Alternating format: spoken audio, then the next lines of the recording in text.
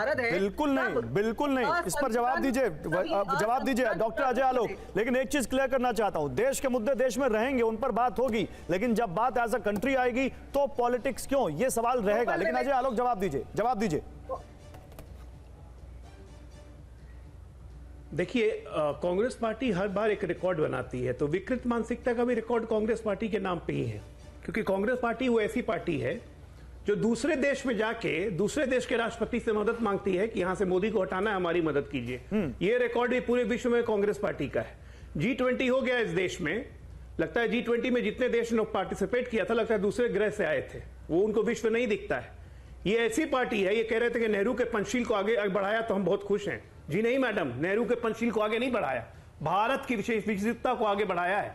24 साल लग गए आपको पोखरण 1 से पोखरण 2 करने में, किसके दबाव में रोका हुआ था? या जवाब दीजिएगा कभी, कांग्रेस पार्टी इस बात का जवाब दे पाएगी?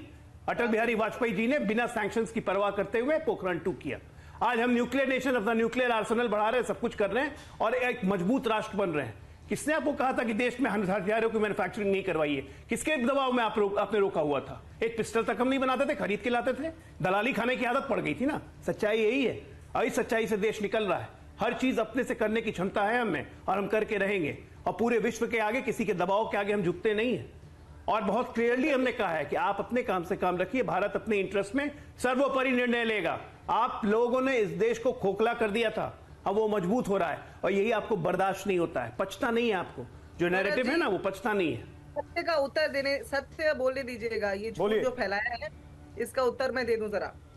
मैं बिल्कुल संक्षिप्त में उत्तर दे देती हूँ गौरव जी। ये जो बात कर रहे हैं G20 हो गया, बिल्कुल पूरा विश्व देख रहा है कि भारत ने कोविड के बाद G20 तो करा दिया, लेकिन कोविड की आड़ में जनगणना न करने का हवाला आज तक दे रहे हैं इस देश की गरीब जनता को, ये विश्व देख रहा है। G20 में जब ये कहां से कहां ले गई, हंसुआ के ब्याह में खुरपी के गीत, वो भी विश्व ने देखा। ये जनगणना आ गई इनको, G20 या जनगणना सेम होती है ना। असभ्यता, ये मानसिक असंतुलन है, अमर्यादित भाषा का भाजपा रिकॉर्ड कायम करती है। मैं इनकी झूठ को चुपचाप सुन रही थी। ये मानसिक असंतुलन है मैडम। ये भाजपा के जो प्रवक्ता है ना, ये बिल्कुल इतने बौखला जाते हैं, सच को सुन नहीं पाते एक सेकंड के लिए भी। भारत के अंदर आज कठुआ के अंदर आतंकवाद हो रहा है, उसे भी विश्व देख रहा है। We are living in a global village Gaurav ji.